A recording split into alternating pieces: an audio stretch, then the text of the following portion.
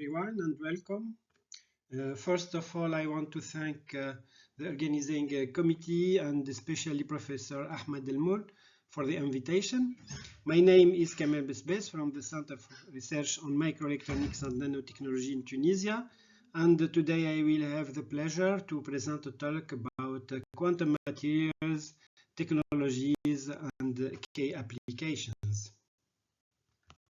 This presentation, we will explore the fascinating world of quantum technology. We'll start with an introduction to the second quantum tech revolution. Then we'll survey the fundamental principle of quantum mechanics, focusing on the key concepts without using complex formulas. We will then dive into quantum materials, followed by a look at quantum computation, communication, and many applications. Finally, we will discuss the major challenges and conclude with a look at the future of this field. Let's introduce the new quantum technology revolution context. Quantum technology took along the past century to transform materials on energy and now in information to access to new and original applications. This era moves from the quantum mechanics principles to practical applications that impact various fields, opening a new frontier in quantum information and communication technology. Quantum technologies are expanding fast with outcomes that have a great impact on industry and defense. There are massive funding programs globally for quantum R&D, quantum sensor, quantum modeling and simulation, quantum computation, and quantum communication. And the year 2025 has been proclaimed the International Year of Quantum Science and Technology by the United Nations General Assembly. UNESCO is leading the efforts to raise public awareness and celebrate the 1 century of initial development of quantum mechanics, which was based on Heisenberg's pivotal paper in 1925 titled On the Quantum Theoretical Reinterpretation of Kinematic and Mechanical Relationships. The 20th century saw three major scientific discoveries. First, Albert Einstein's theories of relativity redefined our concepts of space, time, and gravity. Second, the advent of quantum mechanics gave us a new framework to understand the particles at the atomic and subatomic levels. Third, discoveries in atomic structure, like the identification of the electron, provided a deeper understanding of chemical properties.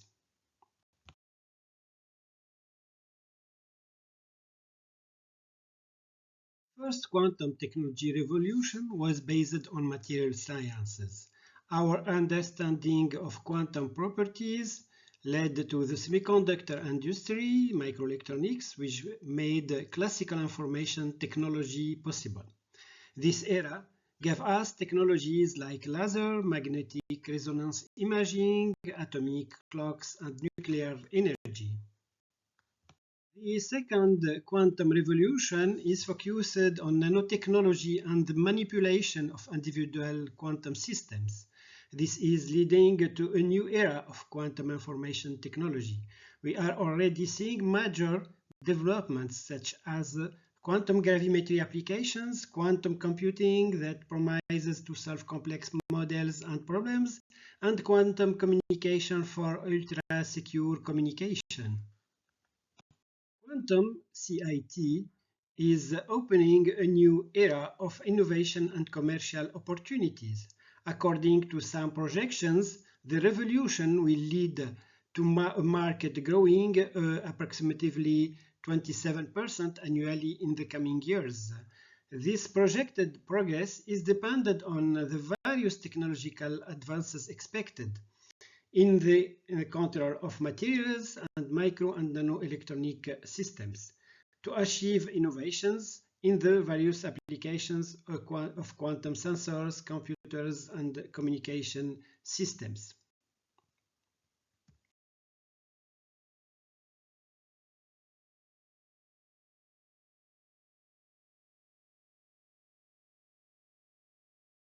In this part of our presentation, we will attempt to answer the following question. Can we understand the fundamental principles of quantum physics intuitively without formula?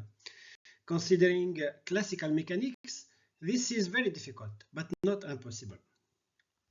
So before we explore deeper into the technologies, let's briefly review the 4 key principles of quantum mechanics that are essential to understanding them. First of all, superposition is the state in which a quantum particle or system can represent not just one possibility, but a combination of multiple possibilities. And second one is the entanglement, is the process in which multiple quantum particles become correlated more strongly than regular probability laws. Third one is interference, is the phenomenon in which entangled quantum states can interact and produce more or less possible probabilities. Decoherence is the process in which quantum particles and systems can change, converting into a single state measurable by classical physics.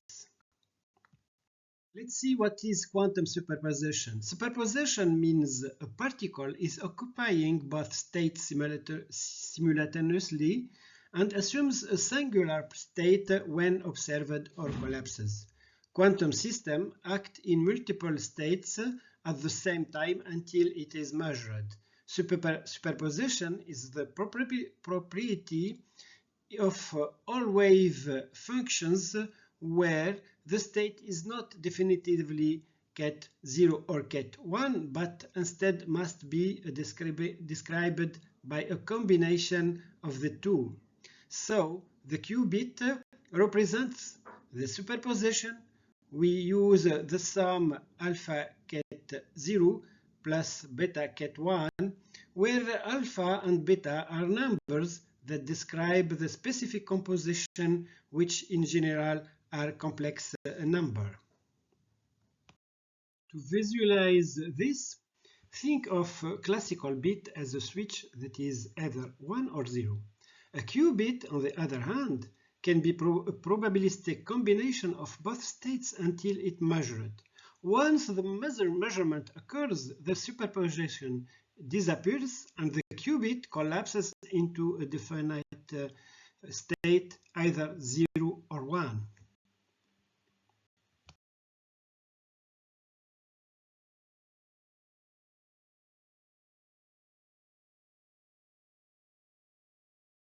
Entanglement is perhaps the most intriguing quantum phenomena. It's called interrogation ou enchevêtrement quantique in French. So when a group of particles being generated, interacting, or sharing spatial proximity, the quantum state of each particle of the group cannot be described independently of the state of the others. The state described in the quantum superposition of two states.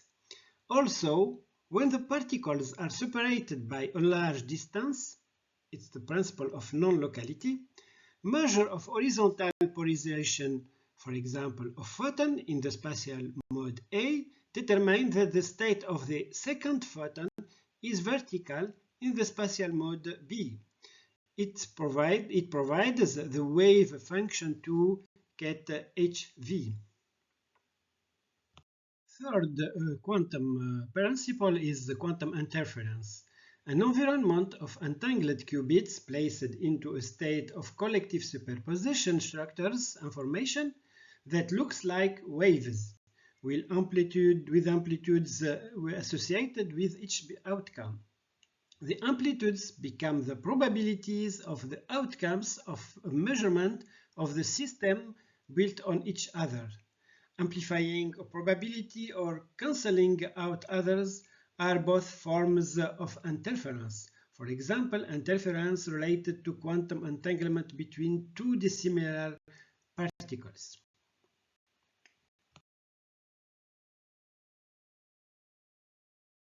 Fourth quantum principle is decoherence. Decoherence is the process in which a system in quantum state collapses into a non-quantum state.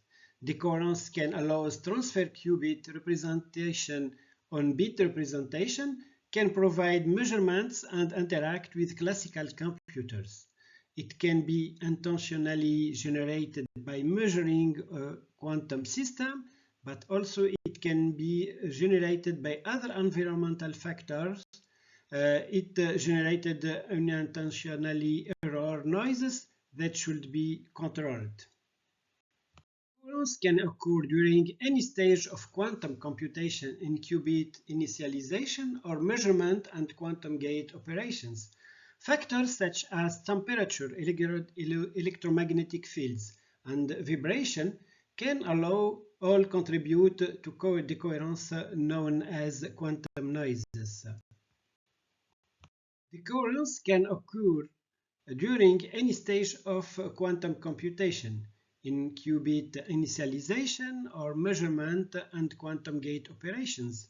Factors such as temperature, electromagnetic fields, and vibration can all contribute to decoherence known as quantum noise. It can disrupt the intended computation and can lead to errors in quantum computations. It can degrade the reliability of quantum systems and limit the effectiveness of quantum algorithms.